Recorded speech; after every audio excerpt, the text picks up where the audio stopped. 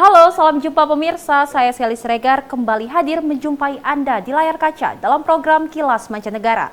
Kami akan memberikan update terkini mengenai peristiwa unik dan menarik yang kami rangkum dalam Kilas Mancanegara selengkapnya.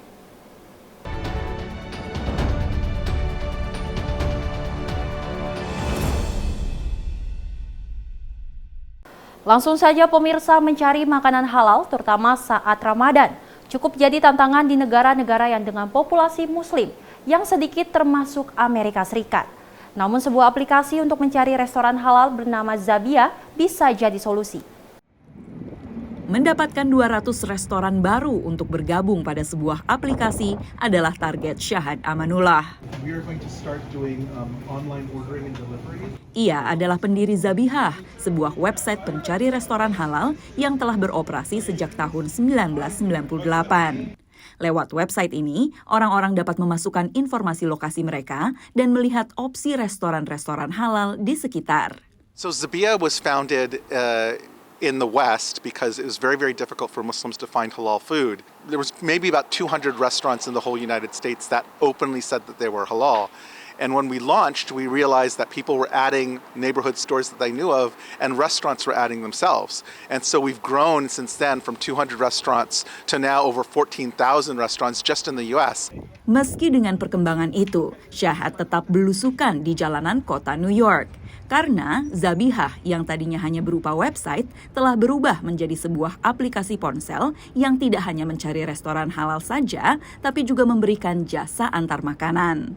Zabihah dibeli pada 2023 oleh Arman Khwaja, seorang pemuda yang baru berusia 21 tahun yang telah lama menggunakan Zabihah dan melihat potensi yang belum dikembangkan. I remember when the first instance I used Zabihah, I may have been 5 or 6 years old. My grandparents came in from Bangladesh and they were the ones who had Zabihah on their phone. Setelah diakuisisi, Zabihah telah mendapatkan suntikan dana investor sebesar $800.000 dan akan mulai beroperasi dengan opsi antar makanan dari restoran dan supermarket halal setelah Idul Fitri.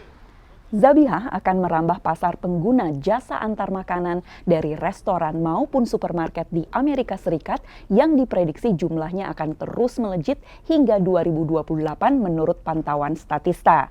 Dari total pengguna sebanyak 310 juta pada 2024 menjadi 365 juta pada 2028. Salah satu tempat yang terdaftar pada Zabihah adalah Busboy and Poets di Washington DC, sebuah restoran yang juga menjual buku dan seringkali mengadakan acara-acara bertemakan sosial, budaya, dan politik. Bagi pemiliknya, seorang aktivis dan filantropis, Andi Shalal, menyediakan makanan halal lebih dari sekedar melayani kebutuhan pelanggan Muslim. It sends a signal to everybody, whether you're halal eater or not, that we're an inclusive place. You know, people want to be in places that are welcoming to others as well. Uniknya, pengguna Zabihah juga banyak yang non-Muslim. Pada akhirnya, makanan halal bagi Syahad, pendiri Zabihah, menjadi jembatan pengertian antar kelompok di lingkungan yang majemuk. You have a lot of people who are not Muslim who use Zabiya for kind of culinary tourism purposes. And food is an amazing cultural medium to share with your neighbors. And so that's how people learn about Muslims and Islam. Dari New York dan Washington DC, Valdia Baraputri, Randy Wicaksana, dan tim VOA. Berasal dari beragam profesi dan latar belakang, sekelompok pria warga kota New York berkumpul setiap pekan di sebuah butik untuk berbagi cerita dan hobi merajut.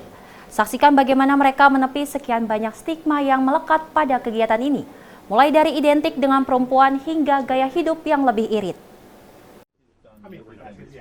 Mereka datang dari pekerjaan beragam, mulai dari ilmuwan, profesor, pekerja bidang informatika, hingga seni. Tapi mereka bersatu berkat hobi ini. Right now trying to figure out how to decrease for the yoke and hopefully it fits. I had to rip this thing out like 3 separate times, so. Bagi editor di penerbitan Soho Publishing ini, merajut bukan hanya hobi, tapi juga saluran kreativitas. One winter, so I was like, I'm gonna learn the grandma and the grandpa hobbies. So I'm gonna learn how to whittle and I'm gonna learn how to knit. And I kept cutting my fingers whittling, so I stopped that pretty quickly. And then, I don't know, knitting, I didn't expect to enjoy it. It was just a joke, but It was fun. Seminggu sekali, Jacob dan para pria ini menikmati merajut sambil ngobrol-ngobrol di sebuah butik di Manhattan. Bahkan Stephanus harus mengemudi 2 jam dari rumahnya. Yeah, this is for me for a special occasion. Trying to get to double the length by Wednesday. Just playing with yarn basically. Walau baru mulai belajar saat pandemi, keterampilannya menciptakan rajutan kompleks mengundang kagum. For me, it's like a therapy, something to quiet my brain down. Best friend has a baby that's 6 months old, and I was making this poncho for him, but my friends are also wisely asserting that it's going to be too tight, even though his head will fit in there. Profesor pemasaran di LaSalle University ini telah merajut selama 8 tahun. Seperti Louis, Grant Rogers juga sering merajut untuk orang lain. I do a lot of different stuff. So I do some stuff for myself, I do some stuff for my friends. Evan bahkan sudah jatuh cinta pada rajutan sejak umur 5 tahun. The sweater I'm wearing, I didn't make a pattern, it's just out of my head. And for every success I have a few failures. Ia merajut dimanapun, tapi yang paling disukai adalah saat naik kereta bawah tanah. Evan senang melihat reaksi orang. Say to me, oh, like must be an economic thing. Like that's great that you like knit and must cost you very little to have clothes. And I'm like, no, knitting is the most expensive hobby. Karena seperti terlihat di tas-tas mereka, isinya penuh benang berkilo-kilometer, lusinan jarum rajut, dan majalah-majalah merajut lengkap dengan pola. Dari kota New York, VOA. Pemirsa, pertunjukan lutung kasarung oleh puluhan anak Indonesia memukau hampir 500 penonton di Teater University of District of Columbia. Lewat gabungan musik tradisi dan modern, anak-anak ini berupaya mengenalkan cerita tradisional Indonesia kepada masyarakat Amerika. Puluhan anak dan remaja Indonesia ini, aktor maupun musisi, unjuk gigi menampilkan legenda lutung kasarung, cerita tradisional dari Jawa Barat. Karakter Purbasari, Purbararang, lutung kasarung, dan lainnya dibawakan dengan apik dan mendalam oleh para remaja. Sementara anak-anak menyempurnakan pertunjukan lewat berbagai aksi. I think the message is a really good message to just love yourself and to not base anyone's, judgment on your looks or whatever. Legenda Sunda Lutung Kasarung mengisahkan Pangeran Guruminda yang dihukum menjadi seekor lutung dan harus mencari makna kerendahan hati untuk melepas kutukan itu. Dalam perjalanannya, Lutung Kasarung bertemu Putri Purbasari yang diusir ke hutan setelah memakai lulur beracun pemberian kakaknya yang licik. Pertunjukan selama 2 jam ini menampilkan 14 musikal. Perpaduan apik antara lagu tradisional seperti Tokecang, Bubui Bulan, dan Ampar-Ampar Pisang dengan lagu pop barat seperti Over the Rainbow dan sejumlah komposisi orisinal. Anak-anak ini tergabung dalam Indonesian Kids Performing Arts atau IKPA yang berlatih selama 4 bulan untuk pertunjukan ini. Kita udah kayak berbulan-bulan latihan terus coming to KBRI, terus akhirnya sekarang udah kayak ke pay off gitu loh, selesai pentas. Actually our performance itu bisa membuat mereka tertarik dan suka dengan kayak Indonesian culture. Hopefully they want to learn more, hopefully they're satisfied dan seneng. I personally very much enjoyed the costumes and all the jewelry. I really enjoyed the dance at the end with the fans. I thought that was beautiful, and all just like the names and the cultural aspect, the jungle, the animals, all of it. Tapi yang belajar budaya Indonesia bukan cuma penonton. Ada juga orang Amerika yang tergabung di dalam band. So the first practice was a little awkward because I was the only person that I could see who wasn't part Indonesian. But everyone's been super friendly and nobody's kind of looked at me any other way because I'm not Indonesian. Everyone's been really friendly and they just sound like they're glad to have me here to help. Bagi IKPA, melatih teater anak-anak menjadi cerita tersendiri. Memang penuh, harus sabar ya, kalau sama anak-anak itu kan harus sabar. Tapi mereka lucu-lucu, jadi setiap lihat anak-anak capeknya hilang. Lewat teater ini, IKPA berharap dapat menanamkan disiplin, tanggung jawab, dan nilai-nilai keindonesiaan. Dari Washington DC, Rio Tuasikal dan Bani Rahayu, VOA. Konsultan Grandview Research and Future Market Insight secara terpisah memperkirakan industri ikan hias di Amerika Serikat bernilai sekitar 1, miliar dolar. Sebagian besar konsumen membeli ikan air tawar yang lebih mudah dipelihara dan dibudidayakan. Jack adalah seorang penggemar ikan hias di negara bagian Rhode Island yang memiliki sebuah akuarium air laut. You can learn everything you need to know in life from watching an aquarium. Because every personality you'll ever meet, there are animals and fish that share those different personalities. Berbeda dari ikan hias air tawar yang telah dibudidayakan secara komersial, hampir seluruh ikan hias air laut diperoleh dari laut lepas dan diimpor ke Amerika Serikat. Tak semuanya bisa bertahan berjam-jam di perjalanan. Because sometimes they have to send those bags for 24, 48 hours. You have to make sure that whoever's on the other end is putting their time and their work into it and they know what they're doing. Salah satu negara pengekspor terbesar adalah Indonesia. Di sini pun lewat trial and error, pembudidaya ikan air laut mulai mengembangbiakan ikan yang ditangkap dari laut lepas. Jadi harus semua tempat betul, pakan betul, air betul, suhu betul, sanitasi betul, kualiti pakan cukup tinggi, ya harus semua tempat betul, tidak kena penyakit. Harus semua tempat betul baru bisa. Kadang-kadang ya hasil, ya kadang-kadang ya enggak. Ya jadi cuma coba one by one. Clownfish yang menjadi terkenal sejak film animasi Finding Nemo menjadi salah satu kisah sukses pertama dalam pembudidayaan ikan hias air laut. Ikan ini kini bisa ditemui dengan berbagai corak warna, juga dari penangkaran selektif dan dijual oleh pembudidaya di Amerika Serikat termasuk Mayora. The rate that we're able to transfer that information using the internet, using all kinds of online media that we didn't have available to us before to see things and hear things that we weren't able to hear, a long time ago. University of Florida adalah tempat pertama yang sukses membudidayakan ikan blue tang yang di Indonesia dijual sebagai ikan letter 6 alias dory dalam Finding Nemo. That process of raising the larvae, which we call larviculture, is where we experience most of our mortality, where we lose the greatest quantity of fish in that production cycle. We're making advances, but I think we need to be strategic in where we want to see the captive bred fish supplement or replace some of those wild-caught species. Menurut pantauan kantor berita Associated Press, saat ini hanya sekitar 4% ikan hias air laut bisa dibudidayakan.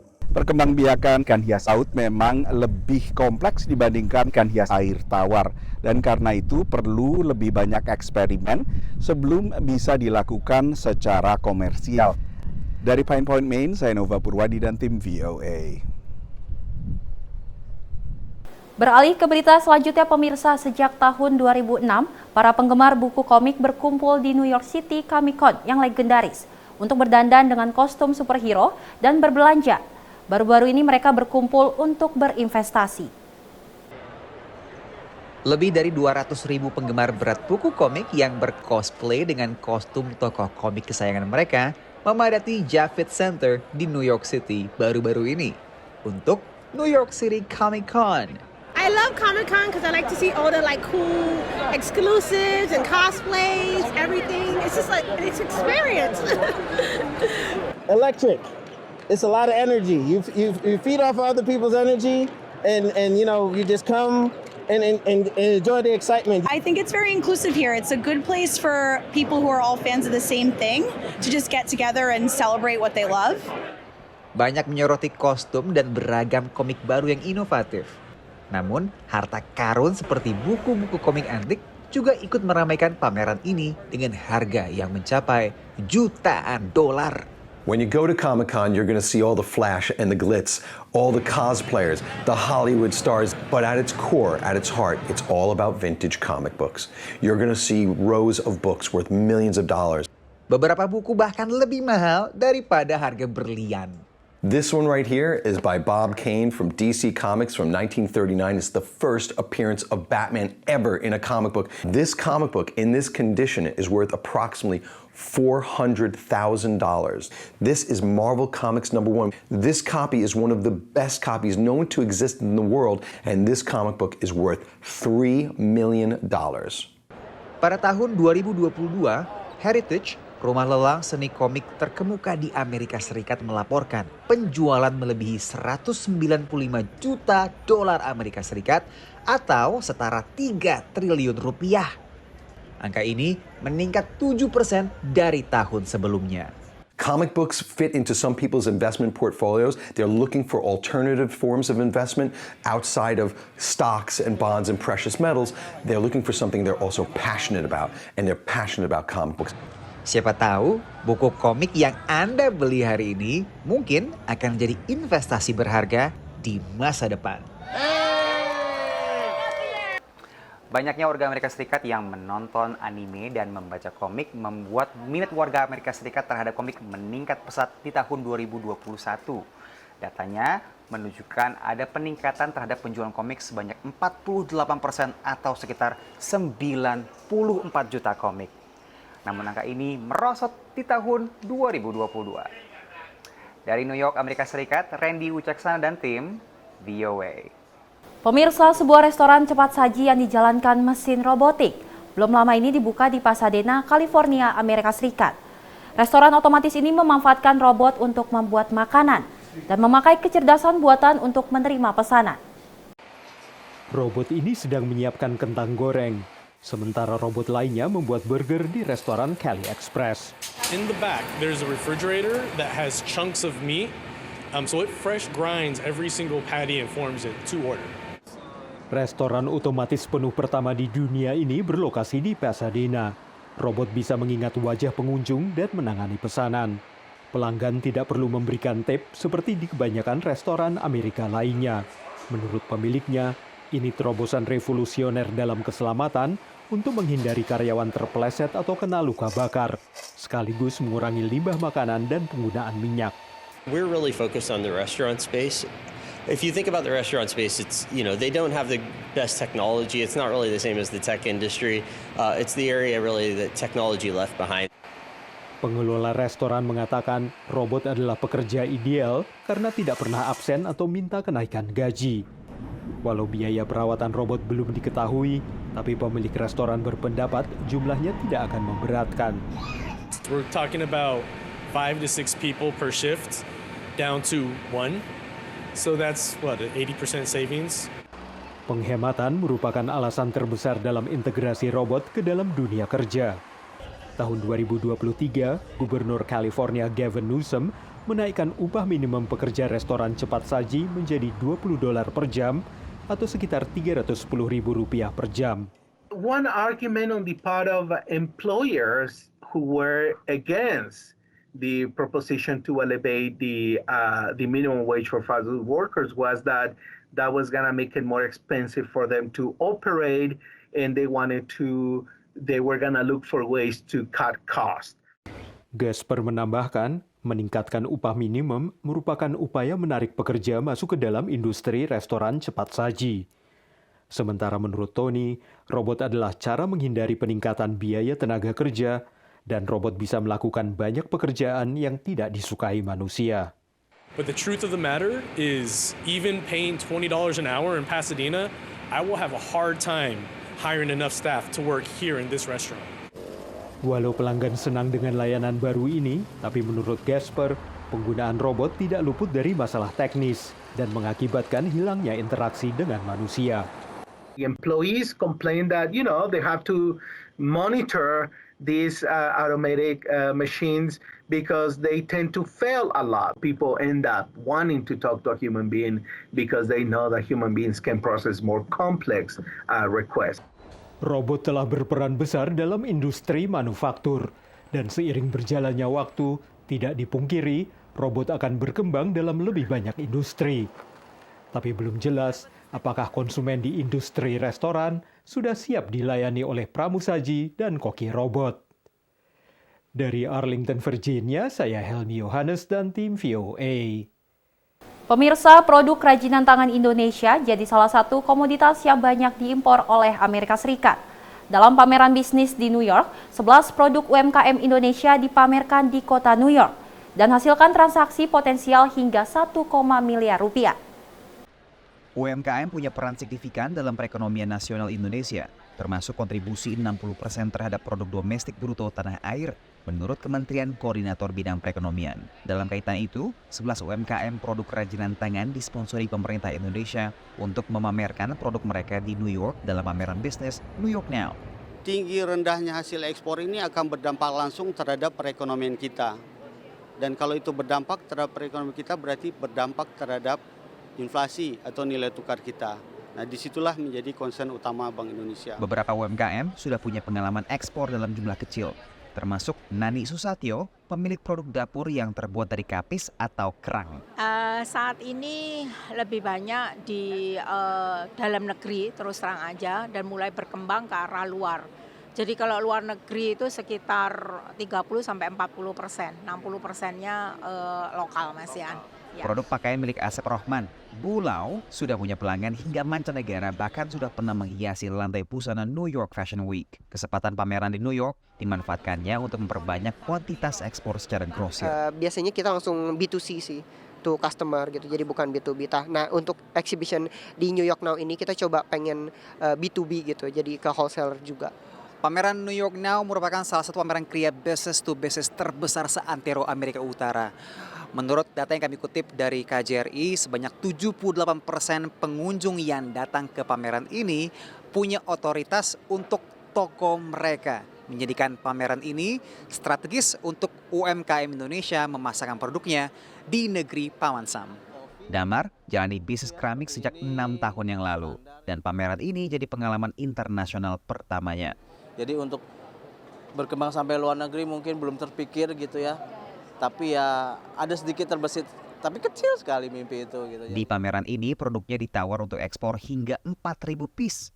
Sebuah tantangan dan kesempatan untuk Damar yang baru punya kapasitas produksi hingga 600 piece per bulannya. Populasi besar dan ekonomi maju membuat Amerika jadi target pasar yang bonafit ekspor, khususnya untuk produk kerajinan tangan. We're going for a certain U.S. consumer that understands that perhaps a handmade product might be a little more expensive because of the time, labor, and material that goes into that product. Produk kerajinan Indonesia sangat potensial di lahap pasar Amerika Serikat, meski tetap dihadapkan dengan masalah hubungan jarak jauh. We have a little hiccup with Indonesia because the shipping is so far away that the shipping costs are a little bit higher. Dari kota New York, Randy Wicaksana, VOA.